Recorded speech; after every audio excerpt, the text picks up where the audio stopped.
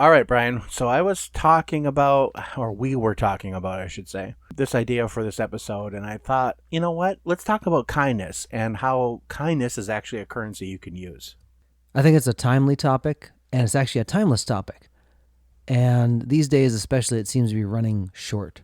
Yeah, and I don't know if it's always running short, but, it needs repeating. So we'll repeat it for you today, for the first time. The currency of kindness, today on Curiosity Continuum.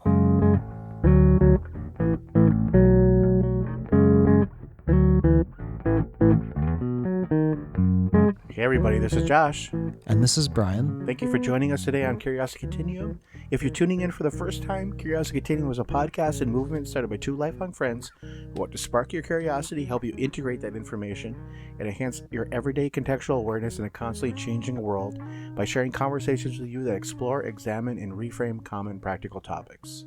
If you want to receive updates when new content is available, please be sure to hit subscribe on your favorite podcast app so you can receive notifications when there's something new to listen to. We appreciate you and want to engage with you as you share your own curiosities with your friends and with us. And as always, you guys can find us on curiositycontinuum.com, and from there you can link out to all of our socials, and you can find us wherever you want to find us, and a lot of places you probably don't want to find us, but we'll be there. So we thrive on your feedback, and we hope to start a conversation with you soon. We will be there. Yep. Yes, we will. Okay, so let's set a principle at the front of this conversation just as something to chew on as we talk about this. So it's really possible to kind of hit the bottom of badness. Does that make sense? Like if we define badness as like the absence of good, like you can be pretty bad and you can be really bad. And at some point it's like going, I don't know how this can get any worse. Like it's like the bottom of the bottom.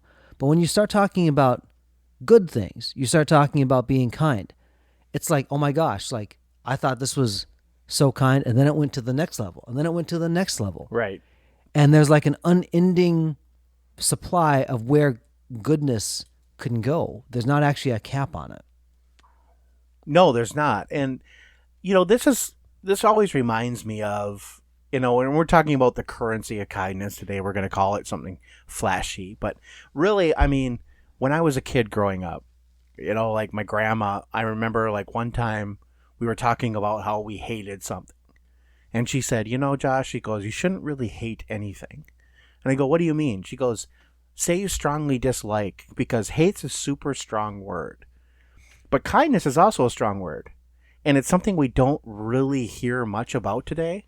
I think that with everyone's hustle and bustle and I'm going to do this and I'm going to do that, we kind of think that kindness gets thrown to the wayside. But simple acts of kindness can really not only make your day better, but you make someone else's day better. Right, Bri? Absolutely.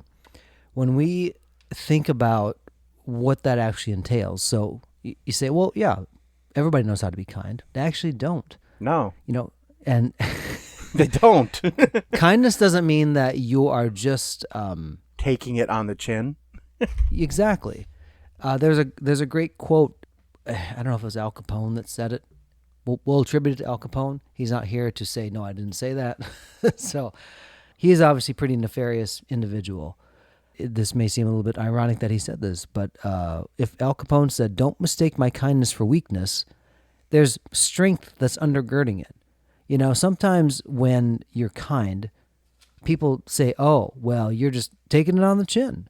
But really, it's a strength. And when you realize that it's a move of strength where you're being kind, especially when there's no reason for you to be kind, then it really puts it back in your court to have that control and being able to have the final word of kindness. Okay, Brian. So as you were talking, I wanted to look up that quote. So the quote is, "Don't mistake my kindness for weakness.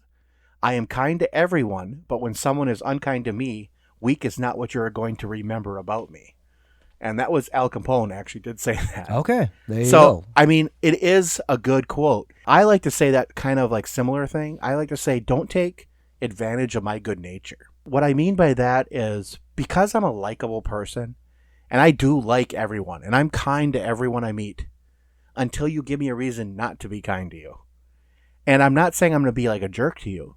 All of a sudden, I'm not going to go that extra mile for you. I'm not going to do that one extra thing I could have done that might have made your day better. You have taken advantage of me. Let's just get honest. Like, in society today, kindness is very rarely rewarded, right? True kindness, yeah. True kindness. Yeah. And let's talk about this for a moment, because kindness has a context, right? Right. Josh and I talk a lot about contextual awareness. All the time. Oh, Because it's literally the most important thing. yeah, I mean, like, if you know, here we are. Why is somebody considered kind? Like, oh, it's just, kind person or whatever like that. But why? See, a lot of times now the context has been erased, and you demand kindness, but you don't actually know what they're being kind unto. There's no frame of reference to say, like, well, why would they be considered, like, kind? We'll take the example of Mr. Rogers. It's for those in a more younger generation, that's really great grammar, Brian. All your English teachers are rolling over right now. And Brian is a guy who actually got a scholarship because of his English class. Imagine that. Imagine how I'm at with English. I mean, here we are. When you have, I totally lost my train of thought, Josh. What was I saying? What was I saying? We're talking about kindness and what it means to be kind and what Yes. that contextual awareness was. Okay. Kindness is measured by a standard that is understood. So especially it's helpful when especially like with kindness, we think about almost like a moral standard for these kind of things. Right. So like, for example, I've heard really remarkable stories from people where, look at this good relationship between these two people. It's like, yeah, like they're buddies and stuff like that. Like, how did that actually work? This is actually a TED Talk that I watched, and there's a musician who was African-American who made friends with a Klansman leader. And through his kindness and friendship, like the Klansmen, whatever their title is, left the Klan. Now, you want to talk about weird. Now, that was over the course of years. And you go like, Right. well, it's just two guys being friends.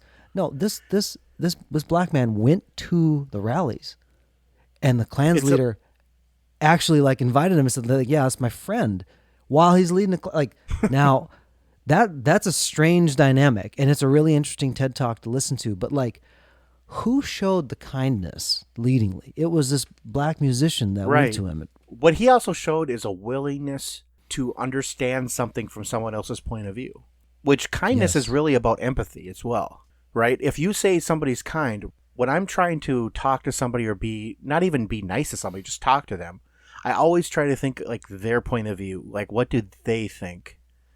Because if I can empathize with them, then I can be first of all, more effective in my conversation with them, because I can understand kind of where they're coming from. Because a lot of times when you're talking to people, especially at work, in a work environment, a lot of times your talk is to get to a certain point, right?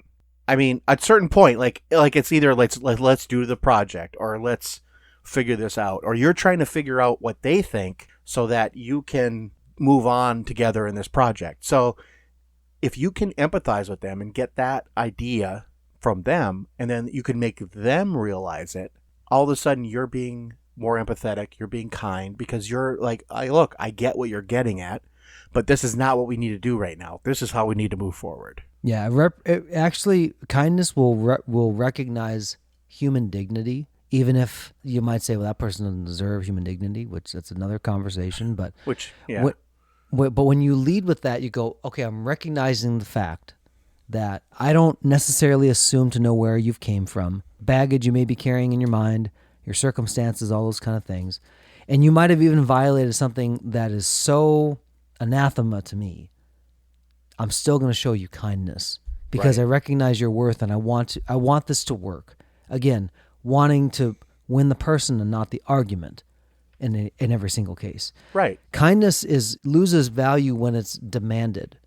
Kindness is something that when it's given freely in that exchange, right? That relational exchange, using it as currency, it has the most value, especially when it's given to places where it might not be perceived to be earned.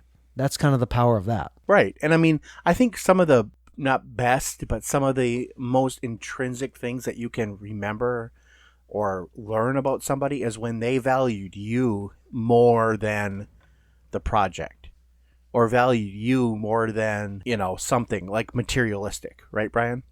Yes. So the example of Fred Rogers, and so for those of you who are younger, you might see documentaries about him, but for certain generations, like they knew Fred Rogers and who he was, and we Yeah. really need more Fred Rogers in the world right now.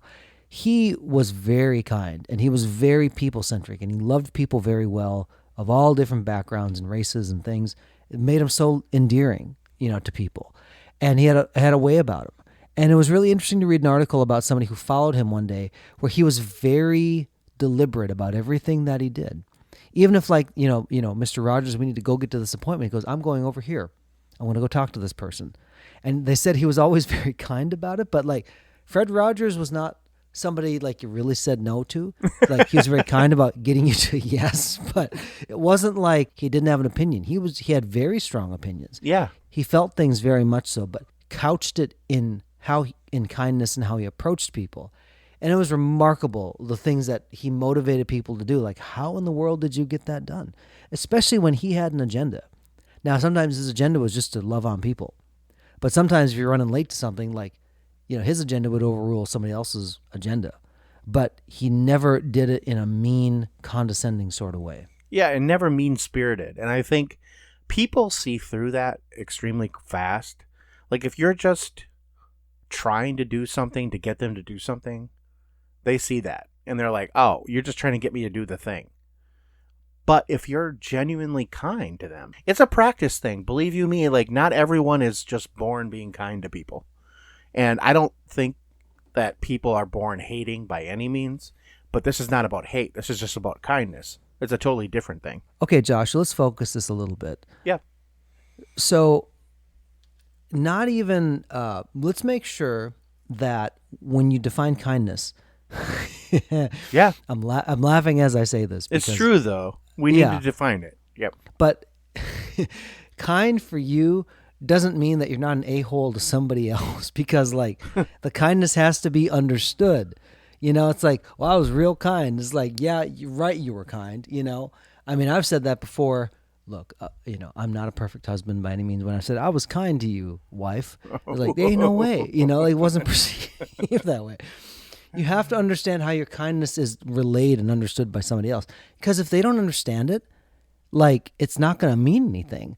And so Right. there was actually a professional situation recently where I talked about this, where there was kind of a tenuous professional dynamic happening because there was also a friendship there. And I said, here's what's actually happening.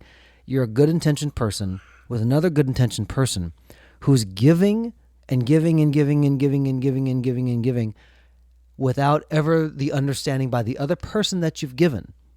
And so at a certain point, then it tips over where I go man, I've kind of hit into my good graces, and now I'm, this is getting a little bit, a little bit like that. And the other person might be feeling it too. Until at some point it comes to a head, they go, this crap ain't working. You don't appreciate me. It's wait a minute. What do you mean you don't appreciate? Of course I appreciate you. It's well, I did all these things, and they have no idea. Right. See, kindness is an applied currency. It doesn't exist in a vacuum. It has to be applied to something. Right. It's almost like the expression, the road to hell is paved with good intentions. Everyone's doing this and that and that and that.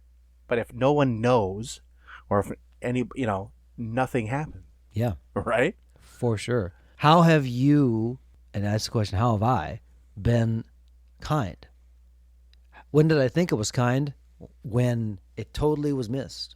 Was I really kind? It's a mind bender of a question. But I'm pretty sure there's, as I'm saying this out loud right now, there's probably about a couple situations where I need to go and apologize to a couple of folks. Yeah. Where, I was I was kind, dang it, but it really wasn't kind. It was, And that's the real takeaway from this, isn't it, Brian? When you have to look in on yourself a lot. You have to have that mea culpa. You have to have that moment of am I doing this for the right reason? Yes. Right? And awareness of the other person's situation to know, is this going to be received the way it's meant to?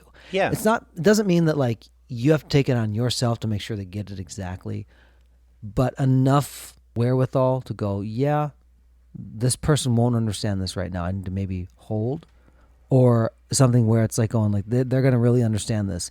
It means zero to me if I did this, but I know it means a lot to the other person, and that's why I'm doing it.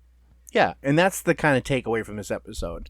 It is to remember that kindness is a currency and that you can use it and receive it and give it back again, and it's okay. But it's also good to be aware of the contextual kind of awareness of it, the contextual things that go along with it. And that's what we're trying to get you to think. So with that, we'll let you think, and we'll put a comment in the conversation for now. What do you think, Josh? Yeah, I think it's a good idea. Until next time, this is Brian. And this is Josh. For Curiosity Continuum.